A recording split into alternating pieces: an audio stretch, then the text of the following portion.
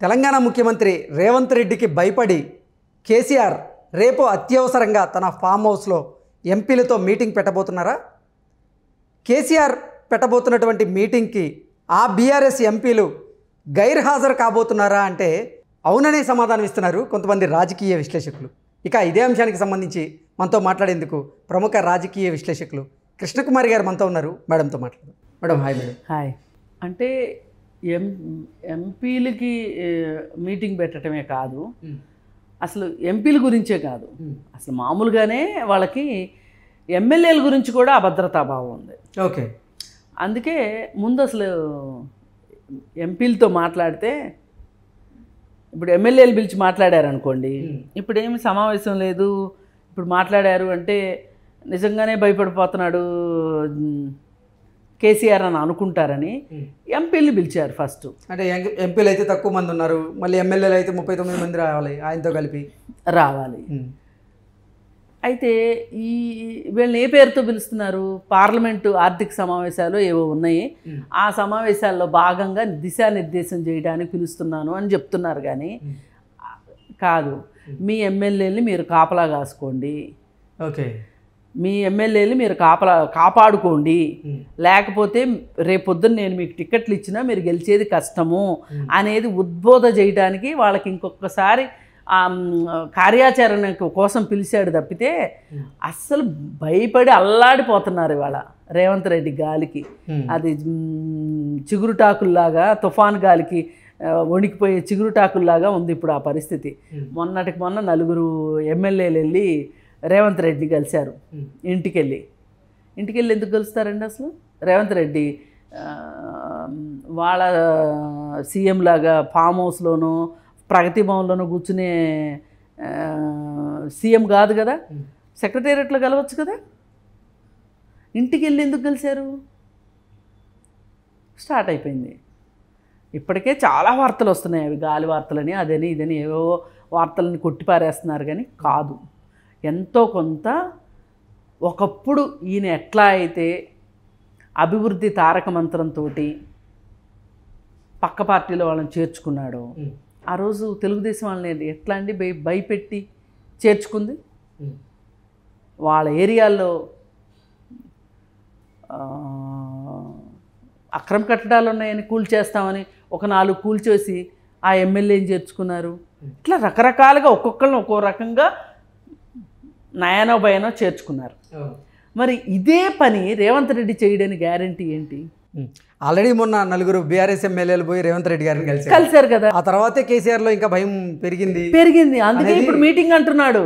లేదు అంటే మీ మొహాలు నేను చూసేదేంటి, నేను హాయిగా అంతకుముందు కోసిన కోతలు కూడా ఇవే కదా, నాకేంటి రెస్ట్ తీసుకుంటానని ఒకళ్ళు, నాకేంటి వ్యవసాయం చేసుకుంటానని ఇంకొకళ్ళు, మీరిద్దరేగా మాట్లాడారు. తండ్రి ఓడిపోతే మాకేం లాభం, మాకేం నష్టం, రాష్ట్రానికే నష్టం, రాష్ట్రానికే నష్టం అని మాట్లాడారు. మరి ఆ బిగింపు ఏది? వాళ్ళ ఆ బిగువు ఏది?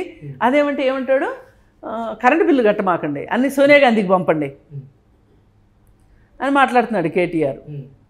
ఏది ఏమైనా ఇక వీళ్ళకి ఏం చేయాలో అర్థం కాక రేవంత్ రెడ్డి ఇంగ్లీష్ గురించో లేకపోతే ఇంకోటో మాట్లాడుతున్నారు. అదేమంటే ఇది చేయలేదేంటి, అది చేయలేదేంటి, ఇది చేయలేదు. మీకు ఏం చేయటానికైనా 9.5 ఏళ్ళు సరిపోలా. అలా అప్పుడే ఎట్లా?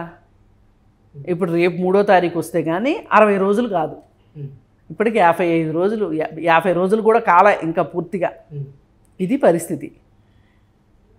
ఇవన్నీ ఏంటి అంటే మేం బలంగా ఉన్నాము అని చెప్పాలనే ఉద్దేశంలో. ఇప్పుడు ఎవరన్నా సరిగా లేరు అనుకోండి, మీరు ఎవరన్నా ప్రశ్నించండి, ఒక ఫ్రెండ్ని ఎవరినన్నా, అతను ఏదైనా ఇబ్బందులో ఉన్నాడని మీకు తెలిసి అడిగి చూడండి.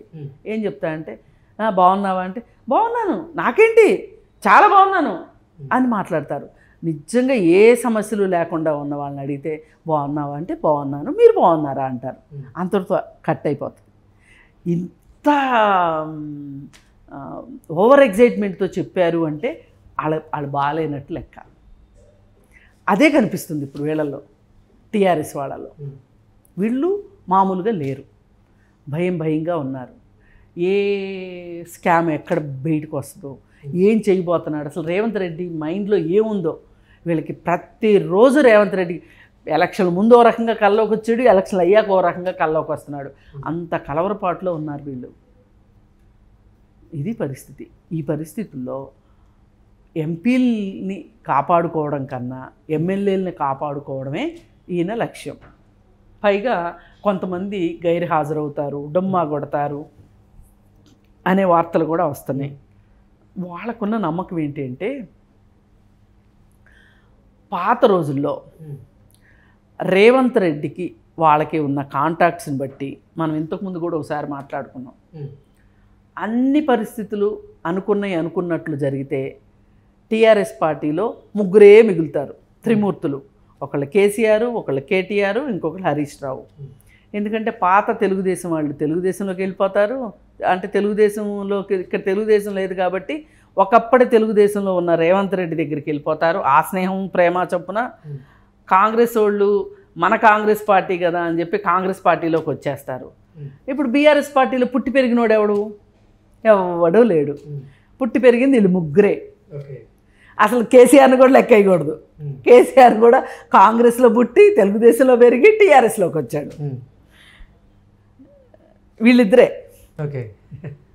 బావా బామ్మర్ది, వాళ్ళిద్దరే. ఇంకా కవిత అంటారా, ఆమె విదేశాలకు వెళ్ళబోతుంది అని అంటున్నారు. లేదు అనుకుంటే మోడీ మూడో కన్ను ధరిస్తే ఆమె తీహార్ జైల్లో ఉంటుంది, అంతే కదా. అది అప్పుడు ఏమవుద్దంటే, ఒకప్పుడు వీళ్ళు కాంగ్రెస్ని తెలుగుదేశాన్ని కథ కంచికి పంపించారు. ఇప్పుడు టీఆర్ఎస్ పార్టీని కథ కంచికి పంపించే రోజులు దగ్గరలో ఉన్నాయి. అందుకే వాళ్ళు ఇంత భయపడిపోయి మీటింగ్ పెట్టుకుంటున్నారు. ఇప్పటిదాకా పార్లమెంట్లో ఏమి ఓడబొడిచారని వీళ్ళు, ఈ రాష్ట్రం కోసం ఏం మాట్లాడారని ఏ రోజైనా మాట్లాడారా? పార్లమెంట్లో వీళ్ళు మాట్లాడారా ఎక్కడైనా? ఇప్పుడు ఏది మాట్లాడతారని వీళ్ళకి తెలివితేటలు నేర్పి పంపిస్తాడు, ఇప్పుడు మాటలు నేర్పి పంపిస్తాడు కేసీఆర్. ఓకే, అంటే జరగబోతున్నటువంటి పార్లమెంటు సమావేశాలకు దశ దిశ అయితే కాదు ఇది. కాదు పార్టీలో నుంచి జారిపోయేవాడు, వేళ సందుల్లోంచి ఇసుక జారిపోయినట్టు జారిపోతారు వాళ్ళు. ఆ జారిపోకుండా మీరు కొంచెం ఇట్లా పెట్టండి బాబు, ఇలా పెట్టకండి అని చెప్పడానికి పిలుస్తున్నాడు, అంతే. ఇవన్నీ ఇంతేనండి రాజకీయాల్లో. వేళ సందులో నుంచి జారే ఇసుకకిన్ను వేళ సందుల్లోంచి జారిపోయే నీటికి తేడా లేనట్లే రాజకీయాల్లో కూడా. ఏంటంటే వాళ్ళ లక్ష్యం ప్రజలకు సేవ చేయటం కాదు కదా. వీళ్ళు ప్రజాప్రతినిధులు కాదు, పార్టీ ప్రతినిధులు.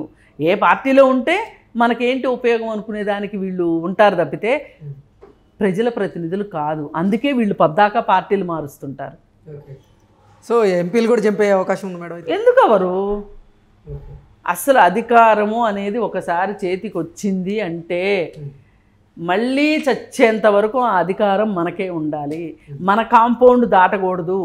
మన కొడుకో, మన కూతురు, మన కోడలో, మన కొడుకో ఉండాల్సిందే. మన కాంపౌండ్ దాటకూడదు అధికారం. అందుకోసం వీళ్ళు ఏ గడ్డైనా గరుస్తారు, ఎన్ని పార్టీలైనా మారుస్తారు. ఇప్పుడు ఉన్న రాజకీయ నాయకుల్ని చూస్తే మట్టుకు ఇంతకంటే గొప్పగా, ఇంతకంటే మంచిగా మాట్లాడాలనిపించదు.